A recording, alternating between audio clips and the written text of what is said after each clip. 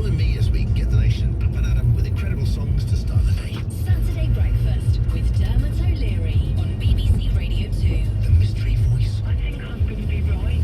Hidden vinyl gems. And a whole host of stars. Hello, sunshine. This weekend is Paloma Faith. Hooray! So get the coffee on and turn us up. Saturday Breakfast with Dermot O'Leary. See you Saturday morning, 8 a.m. sharp. And Nicola joins me on the line. Good afternoon, Nicola. Hello. So we've already heard from one of our emailers about having a Volvo with pilot assist. You have the pleasure of owning such a car. What is it like in practice driving it? It's great. It's got a system called IntelliSafe, which is mounted on the windscreen inside where the rear view mirror is. And it locates the white line on the motorway, and it keeps you in between those white lines. Yeah. The pilot assist, you can set the distance between you and the car in front. Mm-hmm. And if the car in front brakes, the car slows down. If the car accelerates, it accelerates up to the speed that you set it. And the impression that people are being given that, you know, you're knitting a jumper, or you're having a chat on the phone, or you're falling asleep gently. What are you actually doing while this is going on?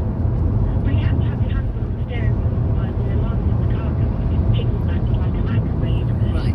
But it's not like you get to be eating a banana or using your laptop. Right. It's not that kind of thing. I don't drive on the motorway particularly often, so I turn it on, and it just gives me a sense of security, because people do cut in front of you, swap lanes without indicating, and the car just picks up, it chimes if a car gets too close to you. It's a warning system rather than automatic car driving. Do you feel that the phrase driverless car is inaccurate and therefore misleading? Yeah, it's not like you take your hands off, you're getting in, program your sat nav and off it goes. It's not like that. You've still got full autonomy over the car, and if you want to override it, you do. Right. So our emailer who said, well, what if you're drunk? Could you just get in the car, punch in the postcode, and get driven home drunk in the back of your own car? And the odds are not yet. No, definitely not. Nicola, thanks very much. Nice to hear from you. Let's talk to Charles in Newcastle, who doesn't like the idea of this very much. Do you, Charles? Hi, Vanessa. Hi. No, I'm a great believer in that drivers should be far more responsible for their driving. This technology over the years has made driving safer. I can accept that with airbags and anti-lock brakes, but actually driving has actually become poorer. The drivers themselves are poorer. I'm sorry, but technology is never flawless. Our sort of test and trace system has proven that. And so what happens is people become more complacent and relying on the technology, and when it fails, they won't deal with it because they'll be switched off, as some of the other callers have mentioned. You know, they'll be reading magazines. And the other thing is that there are things where the technology isn't human, so if there's something there, somebody jumps in front of the car, or it's icy or it's foggy, you have to make a decision: do I drive into the tree or do I drive into the kid on his bike? Well, think about it. What a way to put that. Some kid jumps in front of you on his bike. You either swerve into the tree or you stay and hit the kid. What will technology do? And what would technology do? What do you think the answer is? I don't know. It's a daft sort of scenario, but what I'm saying is that we should be encouraging more responsible driving and not coming up with ideas to take away that responsibility. That's just my personal view, and I think far too many drivers are complacent. There's so many accidents are down to bad driving and bad attention. Well, but having said that is in a way an argument for technology. When you say drivers are complacent, lots of accidents obviously caused by human error. The whole idea of this is it would take that out of the equation, wouldn't it? Yes and no. I mean, my wife hates me when I drive because I'm so bored. Concentrating on what I'm doing. I'm actually in charge of a very lethal piece of kit, you know. And if I don't drive responsibly, I could kill somebody. And you know, if I'm speeding or drunk or I'm drunk or I'm on the phone, that's terribly irresponsible. It should actually, punishment should be manslaughter, not 10 years. You know, if I take my shotgun and start shooting around in the streets, do you think I'll get 10 years? I'll get life. Thank you very much for your views. Let's go to Mitchell, who's on the line. Mitchell, you just got back from France. What did you experience there? Well, we took a group out of Nice and into the hills to see some friends, and he turned up in the test. And yes, we were quite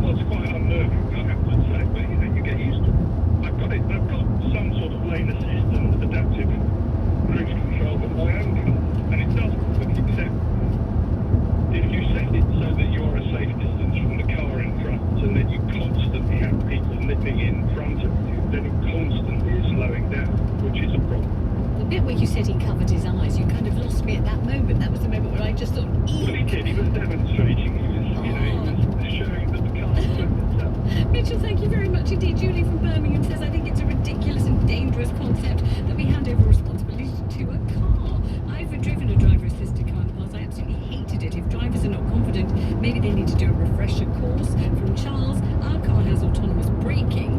It sometimes picks up imaginary obstacles and puts the brake on. It's very dangerous. Much better driving it without. And Alex in Leicester says, I've been testing cars for the last 8 years, working on this technology. Lane keep assist and traffic sign recognition systems are dangerous on their own and have simply not improved anywhere near enough to consider combining them to make a driverless journey.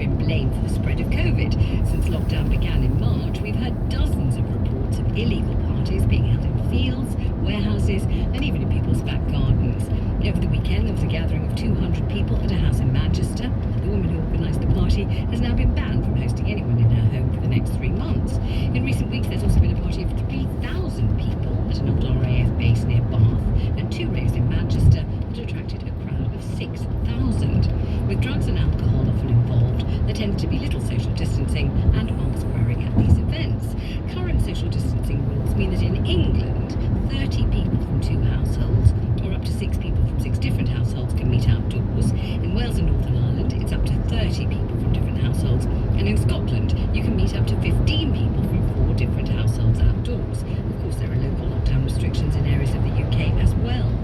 Maybe there has been an illegal rave in your neighbourhood, or perhaps you or somebody you know has been to one. Please do text us 88 to 91, or you can email vine@bbc.co.uk with your phone number. Let us talk to Cathy Okpatter, the BBC's investigative journalist, who in fact has attended a rave undercover. Hello there, good afternoon to you. Hi, Vanessa. Hi. Hi.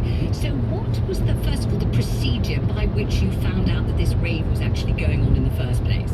Well, I spent a lot of time on Instagram, and I came across one account which was advertising these illegal raves, and they suggested that you join a WhatsApp group. On this WhatsApp group, they discuss details, prices, and once you've paid for your ticket, you go onto a guest list. Right. And when the time is right, 10 minutes before they're ready to go, they send you the secret location and invite you over. And what kind of price is it? I think people will wonder, are they expensive? Are they cheap? How much is it? Well, the one we went to, we paid £25 for one ticket. Yeah. So it's quite pricey, given that you're going to potentially something that's quite dangerous, where there's no social distancing in the midst of a global pandemic. It's quite a high cost. But isn't that essentially the allure? Isn't that the attraction? Isn't it that people, young people particularly, obviously are sick of the sickness? They don't want to think about it. They don't think it particularly affects them, and they want to party like it's 1999, like pre-pandemic circumstances. Isn't that what that's all about? Exactly. And when we went there, some of the people I spoke to, it ranged between people who were around 16 years old to some who were in their 40s. Everyone was saying that they are sick of the lockdown rules, they are sick of being at home, they just want to go out, they want to have a good time, so they're willing to do whatever it takes to have a good time. And what kind of location was this rave in? I've heard of them being held on various estates, council estates, also in, off motorway lay-bys, all sorts of places. Some in the absolute heart of the countryside. Where was yours? Mine was just off the M25 at a truck stop. They actually had a diner there as well. They were serving drinks, they were serving drugs as well, both of which were on sale. It was around a similar price if you wanted to buy drugs, £5 for a pint, so they're really raking in the profit. And how many people showed up? The one we went to, around 60 to 80 people showed up. The rave organisers have previously organised similar events where roughly 200 people turned up, so in comparison this was a tinier event. And was there a feeling of anxiety looking over your shoulder the whole time, trying to see, is anyone coming? Are the police coming? Is anyone onto this? Actually, no. They've hosted quite a few events, and the police have only attended their events once. It was quite secluded. You wouldn't tell that there was a rave going on unless you actually went into the truck stop. So people didn't really care. They were just enjoying themselves to the best of their abilities. And I can imagine you being an absolute killjoy, going up to people and saying, "Oi, what about coronavirus? How do you feel about that?" To people who were paid £25 to forget all about it. But you did, because you're a journalist and that was your job. So when you said to people, social distancing, an illness, and also that old maxim, if you sail through it, as they've been saying, it could kill your granny. I don't suppose many people would like to do that. What did they respond? I did offer one person hand sanitizer. They replied by saying coronavirus is just a scam. It's a government ploy to just control us. So they don't actually believe we are in the midst of a global pandemic. And you did speak to the organisers of this rave. What did they say? The first time we spoke to them, they denied that it was a rave. The first time they said it's just a community of people exercising to house music. The second time they were a bit more forthcoming. They said that they were proud of the service that they provided during lockdown, that they provided a service which people are craving, that isn't really being supplied. And it's important to note that it's all fun and games, but these raves are actually dangerous, and one of the organisers did actually allude to that other people, other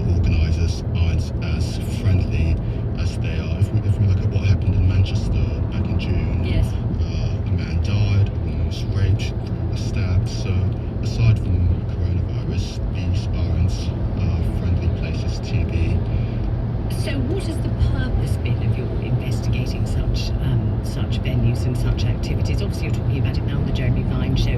I'm aware though from other shows I've presented, for example, that people will know when these raves are taking place, particularly if it's, for example, on an inner city estate, and on some of them they don't dare to say anything or to protest because obviously they have to carry on living near the people who are throwing these sorts of parties. They're all of different sizes and scales. But in revealing this, what are you attempting to do? That's a tough question. It's one I've been thinking about quite a few times, and I think the purpose of this is to show that yes, it's all fun and games. Yes, you can go to these raves and you can have fun and throw caution to the wind when it comes to social distancing. But in South Korea, all it took was one man in a nightclub to infect hundreds. And by attending these raves, you are potentially putting hundreds like that man in South Korea at risk. So I guess I want to raise awareness and tell people to spare thoughts before they pay £25 to go to an illegal rave. Well, initially, I know they've just yesterday announced the closure of nightclubs because of the spread of COVID-19, and certainly just being young doesn't make you immune, and certainly I'm sure we all know by now that although you may be young and healthy with no underlying health conditions, you might just be the unfortunate individual who has a very, very serious brush with COVID-19. Nobody knows whether they're going to be the one that gets it very badly or the one that doesn't, or whether they're going to be the silent spreader that has no symptoms but infects other people. So yes, you're absolutely right, there's a very, very serious side indeed to all of this. Did any part of you feel any kind of sympathy or understanding for the revellers? Did any part of you think it's dangerous, it's against the law, but ... maybe you're only young once and an awful lot of your life has been confined to quarters for such a long time, or were you just against it on a personal level? On a personal level, I'm young myself, so Yeah. I don't have much sympathy for them. The people I did have sympathy for, and I use that word very lightly, was the DJs, people who went there to work. Their entire livelihood has been put on hold because of lockdown, because of coronavirus, and they are attending these venues to play, to perform, just to earn something and get by. One DJ said he was being paid just £60. Yeah. He lived in South London and he came by public transport. He said he was going to go back by public transport because if he dared take a cab, then that's most of his income from that night gone. You wouldn't want to be the person who sat next to him on public transport on the way home, would you really? Kathy, thank you very much. Kathy Patton there, the BBC's investigative journalist, talking about raves. Maybe you have attended some. Maybe you don't want to give your real name on the radio, but you have attended some, and you can explain why and what the point of it is and all of that. Or maybe you unfortunately have to live near these raves, but get in touch and let us know.